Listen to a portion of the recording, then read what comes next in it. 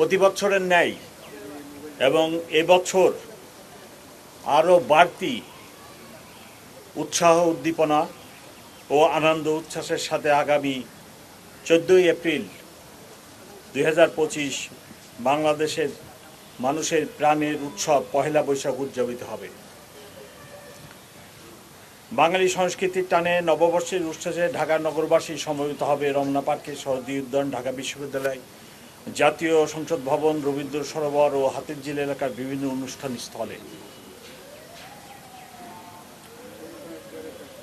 এক বাক্যে বলা যায় পুরা ঢাকা শহর আগামীকাল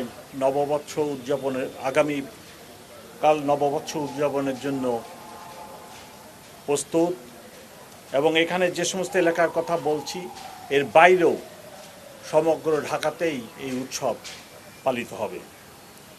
জাতীয় উৎসবমুখর এই অনুষ্ঠানে যাতে জাতি, ধর্ম, বর্ণ নির্বিশেষে সকলেই নির্বিঘ্নে উদযাপন করতে পারে তার জন্য ঢাকা মেট্রোপলিটন পুলিশ ব্যাপক নিরাপত্তা ব্যবস্থা গ্রহণ করেছে। বর্ষবরণ অনুষ্ঠানসমূহকে কেন্দ্র করে ঢাকা মহানগরীকে 21টি সেক্টরে ভাগ করে ঢাকা মেট্রোপলিটন পুলিশের পক্ষ থেকে পর্যাপ্ত সংখ্যক ইউনিফর্ম ও সাদা পোশাকে পুলিশ সদস্য মোতায়েন করা হবে। গুরুত্বপূর্ণ অনুষ্ঠানস্থল ড্র্যাগ স্কোয়াড দ্বারা সুইপিং করা হবে। রমনা পার্ক, শরৎদি উদ্যান, ঢাকা বিশ্ববিদ্যালয় ঘিরে মোট 21টি স্থানে ব্যারিকেড স্থাপন থাকবে। প্রতি অনুষ্ঠানস্থলের প্রবেশ গেটে আর্চওয়ে ও হ্যান্ড মেটাল ডিটেক্টর দিয়ে তল্লাশির ব্যবস্থা করা হবে।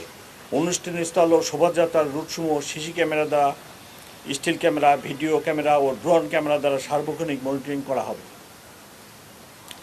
অনুষ্ঠানস্থলের চারপাশে ও শোভাযাত্রার রুটে পর্যাপ্ত পরিমাণ পিকেট, ফুড, পেট্রোল ও লাইনিং ব্যবস্থা থাকবে।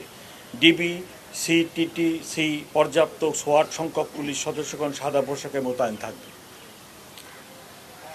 ইফটিজিং, ছিনতাই, অপরিষ্কার প্রতিরোধে সাদা পোশাকে পুলিশ দল মোতায়েন থাকবে।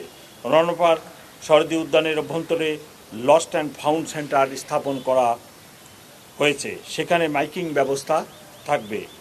গোয়েন্দা নজরদারি বৃদ্ধি ও সাইবার পেট্রোল সহ নববর্ষ কেন্দ্রিক অপপ্রচার রোধে সামাজিক যোগাযোগ মাধ্যমে যে কোনো অপতর্কতা মনিটরিং করা হচ্ছে। সম্মানিত নগরবাসীগণ, আপনাদের নিরাপত্তার স্বার্থে তল্লাশি কাজে আইনশৃঙ্খলা রক্ষা বাহিনীর সদস্য সহায়তা কামনা করি।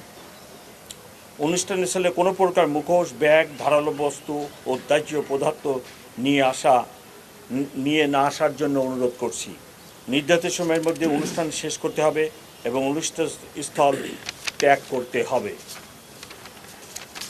কোনো ধরনের ফানুস, আতশবাজি ফোটানো যাবে না এবং শব্দ দূষণ হয় এরকম কোনো বাঁশি ব্যবহার করা যাবে না।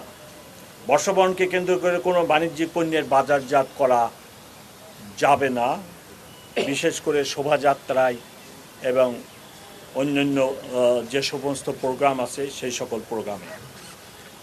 রমনা বটমূলে ছায়ানটের অনুষ্ঠান সকালে শুরু হবে এবং তাদের দ্বারা নির্ধারিত সময়ে শেষ হবে। উক্ত অনুষ্ঠানে 3টি গেট দিয়ে কেবল প্রবেশ করা যাবে। অনুষ্ঠান থেকে কেবল বের হওয়ার জন্য 2টি গেট ব্যবহার করা যাবে।